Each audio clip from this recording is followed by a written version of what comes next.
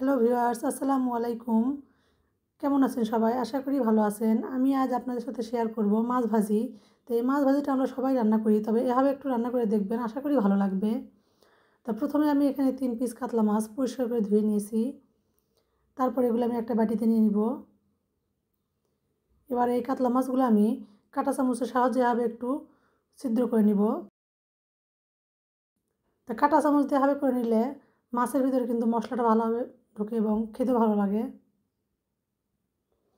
তারপর একটা বাটিতে আমি এখানে নিয়ে নেব পেঁয়াজ, কাঁচামরিচ ও বাদাম বাটা, এটা চীনা বাদাম বাটা। তারপর আদা, রসুন, জিরা ও ধনিয়া বাটা, এটা অল্প করে দিব, বেশি করে দিলে আবার পুড়ে যাবে।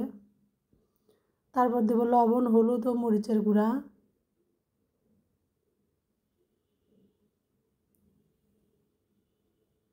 তারপর এখানে দিয়ে দেবো লেবুর রস, চালের আটা, এখানে অবশ্যই লেবুর রসটা দেওয়ার চেষ্টা করবেন, টেস্টিং সল্ট। এবার সবগুলো মশলা ভালোভাবে হাত দিয়ে মিশিয়ে নিব।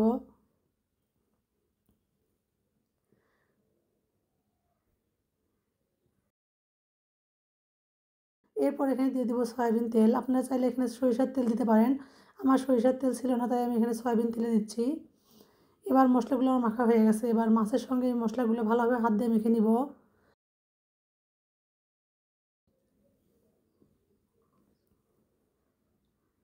তো এভাবে আমি সবগুলো মাছের সঙ্গে মশলা মেখে নিব।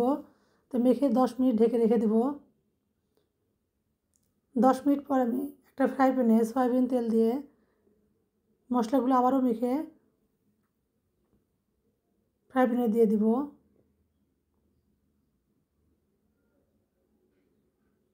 তো উপর থেকে আবারও মশলাটা ভালোভাবে মেখে দেব।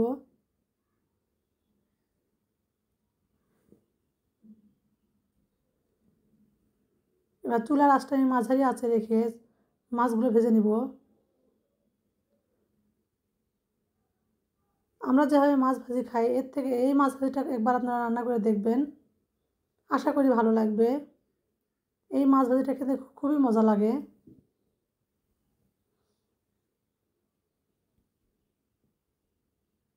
তো আমার মাছ ভাজাগুলো হয়ে গেছে। এবার এগুলো আমি একটা বাটিতে উঠিয়ে নিব। দেখেই বুঝতে পারতেছেন কতটা সুন্দর হয়েছে। এরকম একটা মাছ ভাজি থাকলে কিন্তু এক পিস মাছ ভাজি দিয়ে আপনি পেট ভরে ভাত খেয়ে নিতে পারবেন।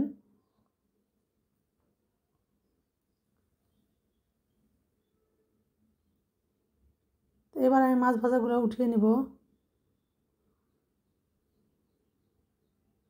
ভালো লাগলে লাইক, কমেন্ট, শেয়ার করে পাশে থাকবেন। Thanks for watching the video.